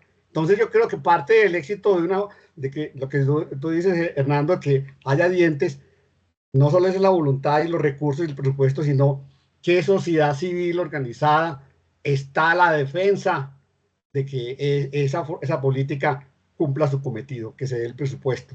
Porque si en una política pública no está sociedad civil, es como tú dices, se queda en el mero documento, en la mera intencionalidad, un himno a la bandera. Entonces, de las políticas públicas que yo conozco que tienen impacto y efectivas, son aquellas, no solo las bien formuladas, sino aquellas en donde hay una sociedad civil que está vigilante de que esa política y esos programas se cumplan. Y en ese sentido, Julián, quería como reconocer la importancia que tienen espacios como este que el grupo de estudios de familia viene promoviendo, porque creo que acá es donde se puede generar mayor conciencia, mayor reflexión, mayor empoderamiento de estas personas, de esta sociedad que puede empezar como a de alguna manera presionar y ir como jalonando y exigiendo cambios en estas perspectivas. Bueno, Marta, tenemos muchas preguntas, cortico, y vamos con María Cristina Palacio, que ha pedido la palabra. Dale. Una cosita chiquita, es que con lo que Julián hace, a mí se me pasó decir, es que esto no es solo de los gobiernos. Y él lo acaba de decir muy bien. Pero miren, yo no entiendo las peleas y los divismos y los protagonismos que queremos tener, y entonces son unas peleas. Yo aprecio muchísimo lo que hacen las cajas de compensación familiar en general. Yo sé que hay algunas cosas que de pronto no en otros lugares, pero creo que es muy importante el trabajo de las cajas de compensación familiar.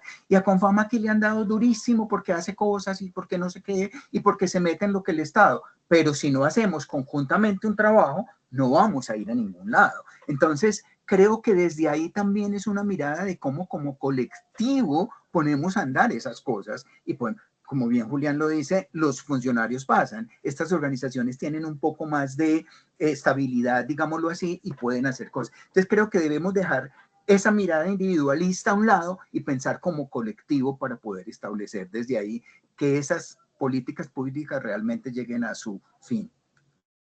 Muy bien. María Cristina, qué rico de nuevo escucharte. Es decir, yo voy a tratar de ser ha sido muy provocador. Algo que he ido aprendiendo con la vida es eso, es decir, esta lógica de la sospecha, decir que hay detrás y generar todo este movimiento de pensamiento crítico como el que se está aprobando ahora por el Congreso. Yo quiero anotar dos cosas más, no para generar debate, pero no en este momento, sino para invitar a la reflexión. Y es, primero que todo, me cuesta mucha dificultad meterme en la discusión de que el patriarcado se ha deconstruido. Yo parto acá de que el patriarcado es una condición estructural que hay que situarla históricamente. Y desde ahí, indiscutiblemente, lo que hay es, a mi modo de ver y en mi marco de referencia, lo que hay es una reconfiguración del patriarcado. Y hay una reconfiguración del patriarcado como marco estructural de la sociedad en términos de que seguimos manteniendo relaciones desiguales, relaciones disimétricas, relaciones jerárquicas, es decir, que se han trabajado y que se trabajan en una forma distinta.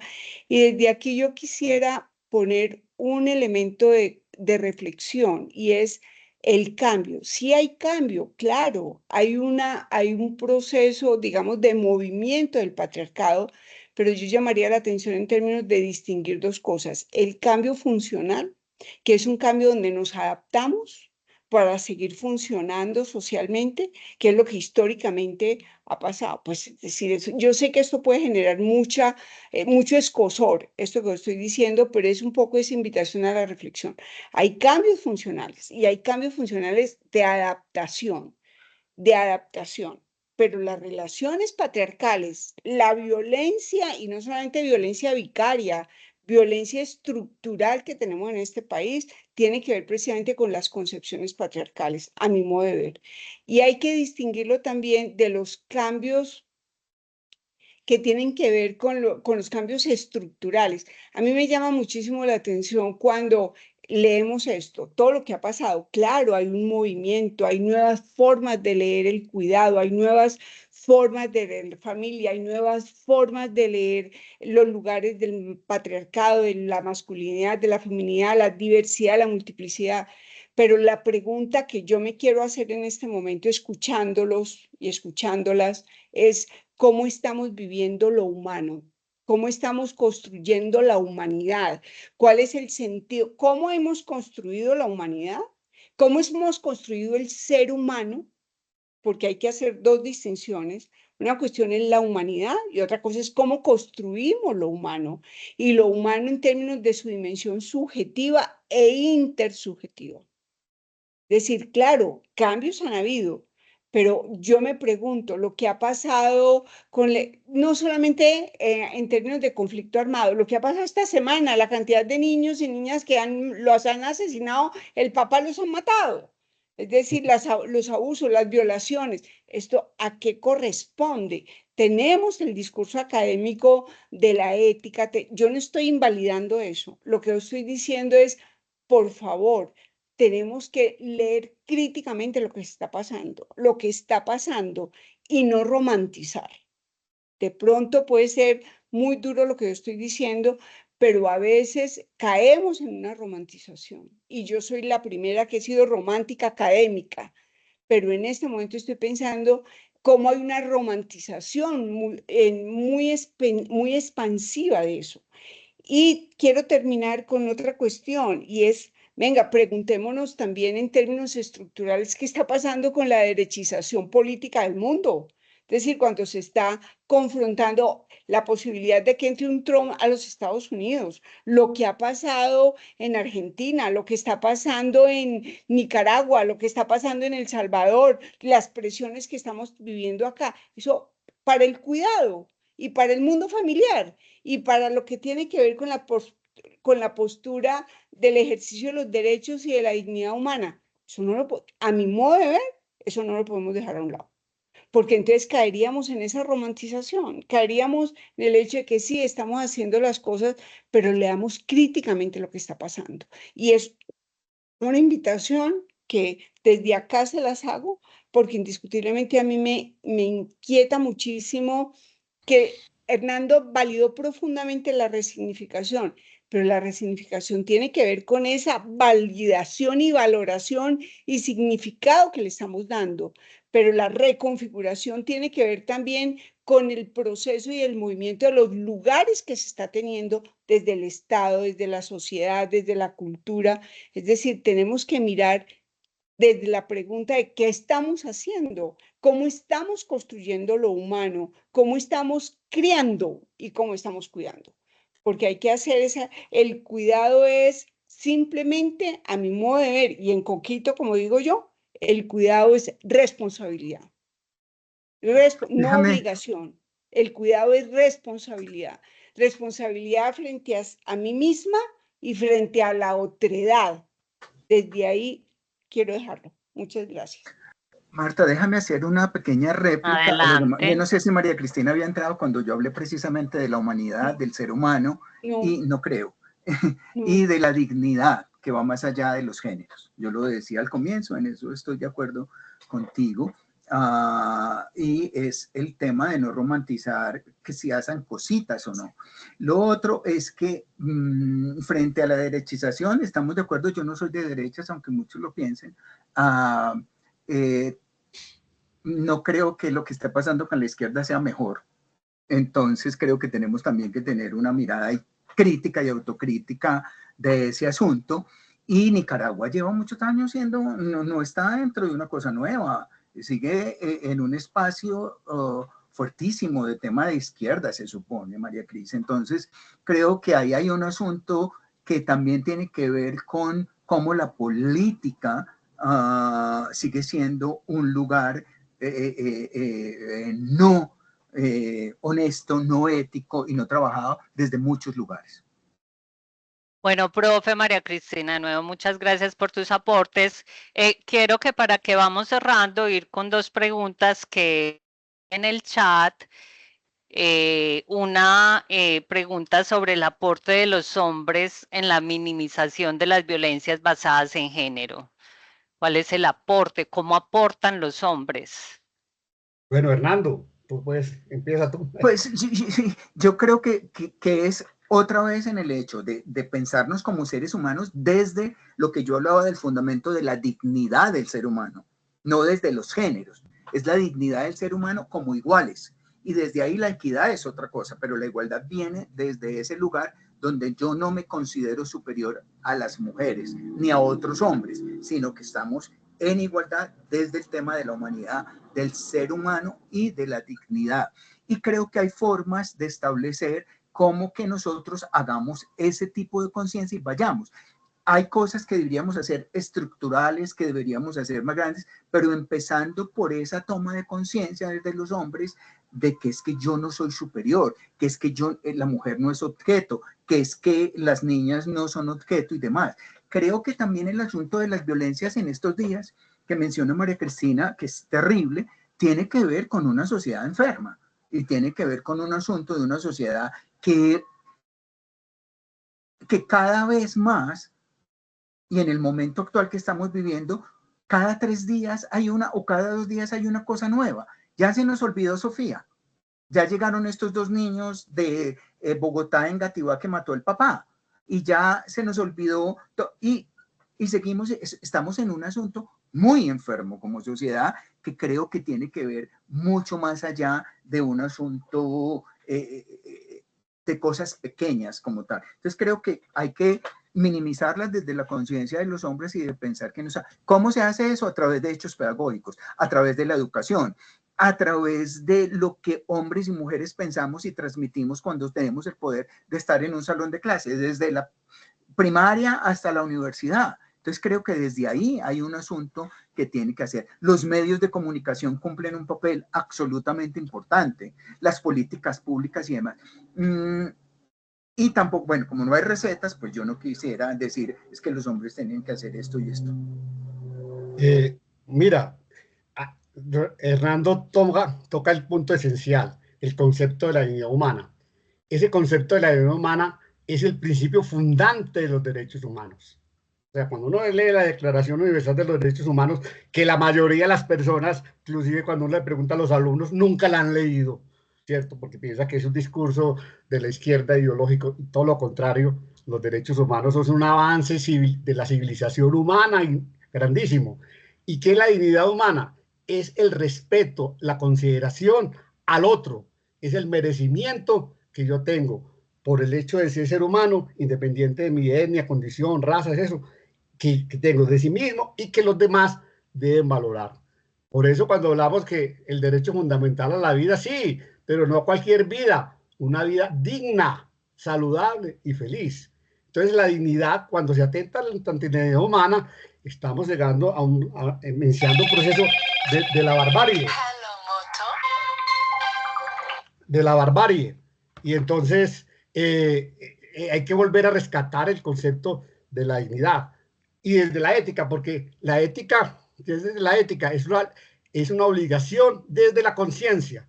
Lo que decía María Cristina, que el cuidado no es un servicio, es un derecho, es una obligación. Entonces hay 2 tipos de obligaciones. La obligación que nos da desde la ética, del mandato de la ética, y la obligación que nos da desde las leyes. Son 2 ámbitos distintos.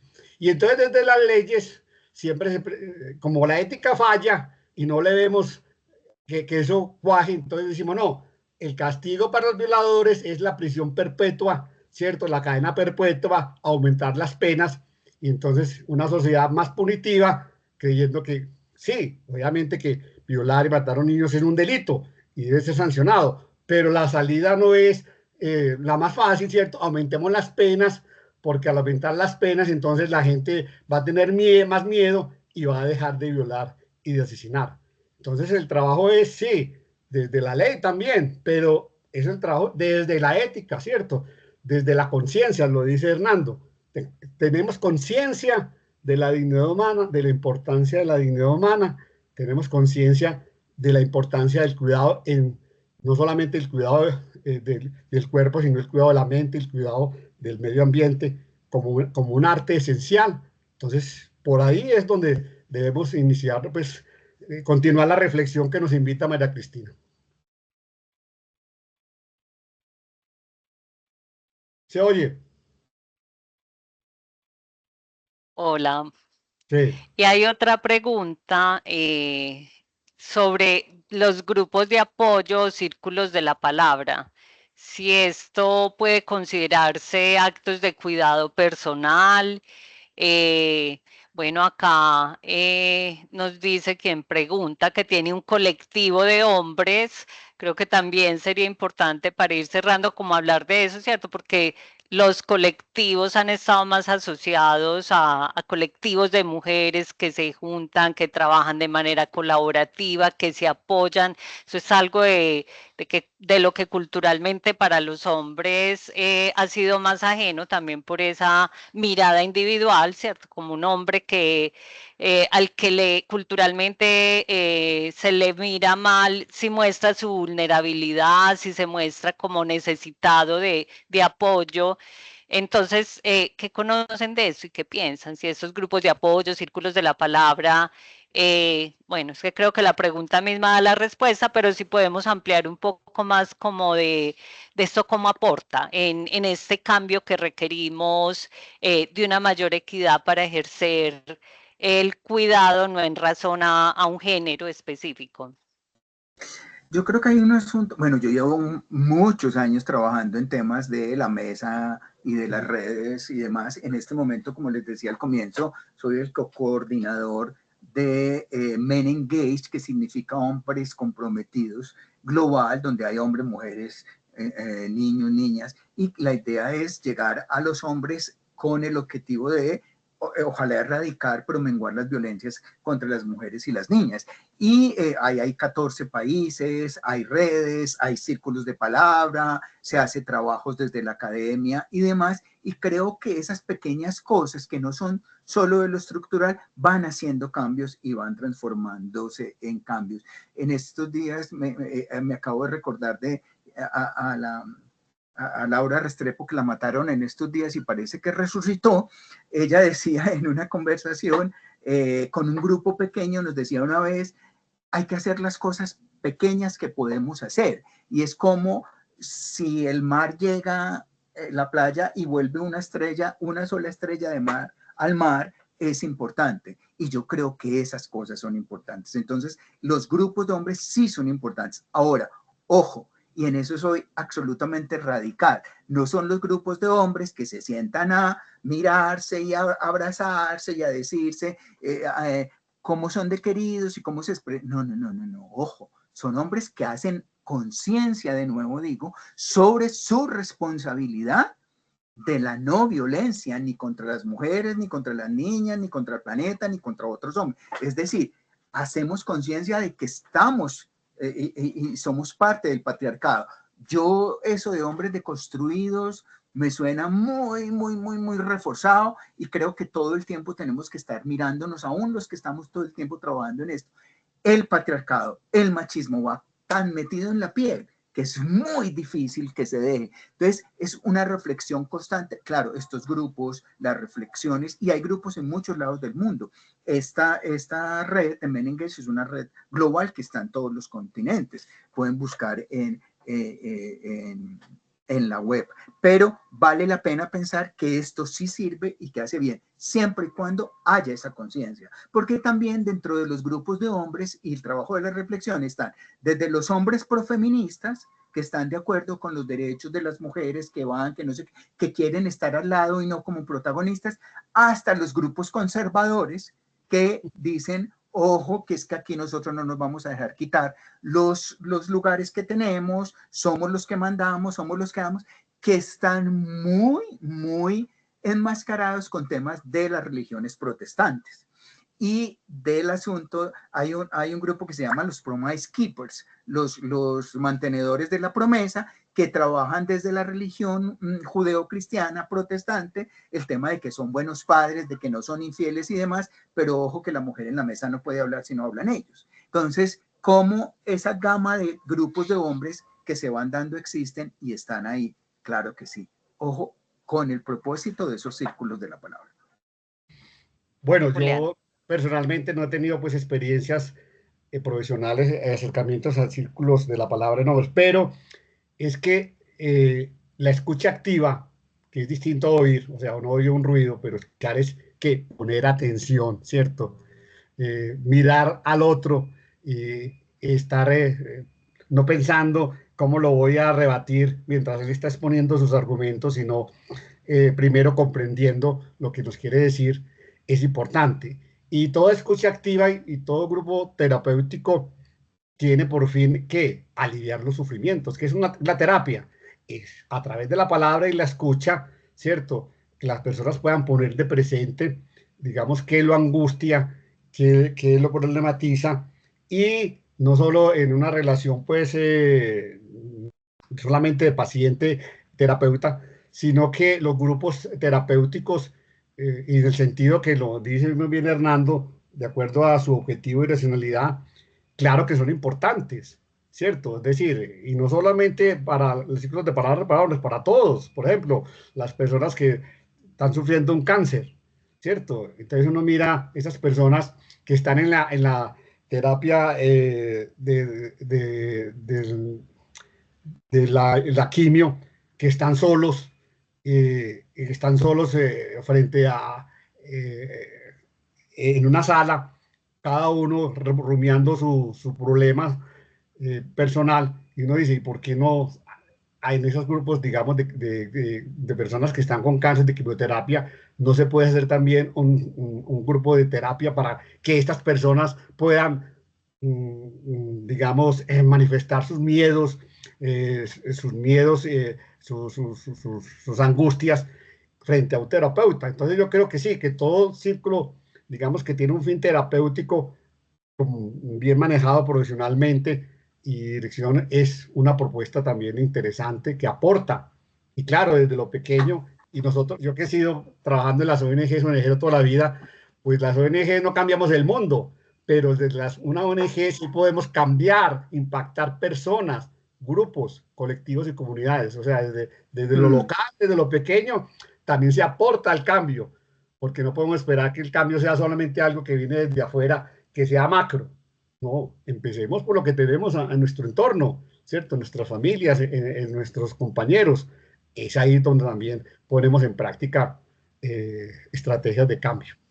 Miren, una idea chiquita que se me olvidó decir ahorita, y alguien está diciendo, tengo la experiencia de trabajar con un grupo de padres, eso es maravilloso, hay que seguir haciéndolo y hay que seguir dándolo. Una de las cosas que yo hice en 2010, ya en 2010 venía haciéndolo, en el Museo de Antioquia, fue tener en los días de la no violencia contra las mujeres, que empiezan el 25 de noviembre hasta el 10 de diciembre, que son actividades de hombres y de mujeres y de grupos haciendo conciencia sobre las violencias. Una de las cosas que hice hace 14 años en el Museo de Antioquia, cuando Lucía González era directora y me acolitaba todas estas cosas, hice muchas cosas ahí, fue llevar a hombres a tejer y a empezar a conversar. Y yo creo, miren, quienes estén interesados, quienes estén en grupos de hombres o de círculos de palabra, el tejer hace que nos bajemos, a los hombres especialmente. No, hay un asunto terapéutico ahí. Y lo que hacíamos era reflexionar sobre pautas de crianza, por ejemplo, o sobre el roles y demás que se estaban haciendo, y cómo los hacíamos, qué nos decían de los mandatos. Y era como un asunto mucho más fuerte. Yo creo que todos los hombres deberíamos de pasar por una clase de tejidos y tejer. Es que el costurero no debe ser solamente algo femenino. Los hombres también podemos tener nuestros costureros, ¿cierto? Porque los costureros que hacían las mujeres, tejían, mientras tejían, conversaban, hablaban. Yo lo llamé costurero para nosotros. ¿Ah, sí? Y todavía lo sigo haciendo. Qué bien. Bueno, Hernando, preguntan por el nombre de la red global. Ya si se puedes los puse escribirla ahí. Por el chat. Ah, bueno, Ya. Muy bien. Veo ya que Sonia prende su cámara. Eso creo que lo que nos indica es el cierre. Bueno, yo agradecerles mucho. Creo que nos han brindado perspectivas que nos permiten seguir reflexionando este tema, el tema del cuidado en relación a los hombres. Creo que nos han dado una perspectiva del cuidado muy desde lo humano, como lo decía María Cristina. Creo que pensar el cuidado como una actividad de relación, o sea, de ver cómo nos responsabilizamos de esa manera, cómo nos relacionamos uno con nosotros mismos. El autocuidado es un tema también bien grande, bien distinto, pero creo que el autocuidado a veces a los hombres les faltan más, como más conciencia del autocuidado, porque eso también se le ha delegado que son las mujeres las que cuidan a los hombres. Entonces el autocuidado, la relación con una misma, con uno mismo, la relación con el entorno, con el contexto, yo diría que en general pensarnos como una red de conexión en la que habitamos, eso nos pone en otra perspectiva frente al cuidado. Agradecerles entonces mucho, agradecerles Marta, también por invitarme y Marta, bueno, hay una dime. persona que está hace rato, que es Está como IR invitado a aquí, la reunión, que levantó la mano hace rato, sí. hace rato. Yo creo que es No bueno la darle había la palabra. visto. Sí, yo hace rato estaba Sí, viendo Soy y se yo, me pasó. Martica, soy Marina, yo. adelante. Buenos Adelante. días, buenos Buen días. Ah, día. Luz Marina. Bien. Un Marina, ¿Cómo así gusto que IR? ¿Qué es saludarlos. eso tan Hola, Luz Un horrible? Marina, ¿qué tal? un Ay, abrazo hola. fraterno, un abrazo fraterno, amoroso para Hernando, para Julián, para Marta, a nuestra mentora de este proceso, María Cristina. Un sentimiento de gratitud por haber aceptado nuestra invitación del grupo de estudio Familia Found. Llevamos 3 años largos en este proceso. Nos sentimos muy satisfechos de poder contribuir am, en la, en la transformación de referentes socioculturales en torno a familia y sus dinámicas de contexto. Y ha sido realmente un proceso enfocado a proveer de conocimiento, de experiencias, de sistematizaciones, investigaciones en torno a los temas de familia y de políticas públicas. Así que de verdad es un acumulado que mm, se ha podido construir gracias a la participación de autoridades, cierto, académicas, profesionales como ustedes en este proceso. Para terminar, yo siempre quisiera concluir con alguna reflexión en torno a lo que he escuchado. Siempre aprendo escuchándolos a ustedes y a todos los que nos permiten su palabra, compartir su palabra en torno a estos temas, cierto, que deben ser temas de interés colectivo, de agenda pública y que es lo que realmente justifica nuestra representación desde la sociedad civil en los procesos de política pública, poder conocer los desarrollos y poderlos integrar a, a esa toma de decisiones. Primero, el cuidado dejó de ser una necesidad humana, cierto, fundamental, y se ha logrado reconocer como un derecho. Yo creo que el cuidado está teniendo en la escala de las agendas públicas y políticas a nivel nacional y también, diríamos, a nivel global, ha sido un tema de primer orden, pero yo hago también esta advertencia. Me preocupa que estemos enfocándonos, ¿sí? En torno al cuidado y a todo lo que implica el cuidado, sí, no solamente como derecho, sino como parte de un sistema relacional en un contexto concreto como es la familia, porque también podemos desplazar, cierto, temas, y de hecho creo que lo ha hecho eh, el interés y la afición por el estudio del cuidado, descuidar temas que son fundamentales para el abordaje a la familia. Creo que es importante visibilizarlo, creo que es importante formalizarlo, creo que es importante reconocerlo como derecho, pero siempre tengamos en cuenta el contexto que nos convoca y donde se habla sobre cuidado, que es la familia. Creo que el cuidado como derecho tiene, además de la ética y de la ley, tiene mucho que ver el contexto, en este caso la familia. Desde la ética, yo estoy de acuerdo con Hernando, que realmente aquí se necesita formar con nuevas conciencias, ¿sí? Nuevas subjetividades masculinas que construyan los sentidos, ¿cierto? Que le dan fundamento al ser masculino, al que se reconoce, ¿cierto? Con esa identidad, con ese género. Creo que hay que eh, insistir en formación y educación, información desde la familia, en educación institucional, y creo que esto es un proceso que nos convoca a todos. Esas nuevas subjetividades de verdad deben convocar y deben concitar a un consenso sobre, ¿cierto?, cómo concebimos desde los referentes socioculturales que estamos impactando, ¿sí?, a un hombre y una mujer, no tanto funcionales, sino que por esencia, ¿cierto?, en lo que ellos son y lo que ellos hacen, se puedan sentir felices, se puedan sentir realizados, se puedan sentir dignos, se puedan sentir con un lugar reconocido y valorado en todos sus contextos. Lo segundo, yo creo que la ley también hay que modularla. ¿Por qué? Estamos llegando, todo lo regula la ley, lo íntimo, lo privado, lo familiar, lo social, lo comunitario, las relaciones con el Estado, con la institucionalidad. Todo tiene un orden, todo tiene una ruta, todo tiene una norma, todo tiene una sanción. Entonces, también debemos pensar que es un logro muy grande haber obtenido el reconocimiento del cuidado como derecho, pero también pensemos cuál es el mandato, ¿cierto?, que nos dan esas leyes, quiénes son los que legislan y cuáles son las lógicas y paradigmas que están detrás de las normas, sí, que se proclaman. Son jerarquizantes, sí, con tendencia muy patriarcalista, como dice María Cristina.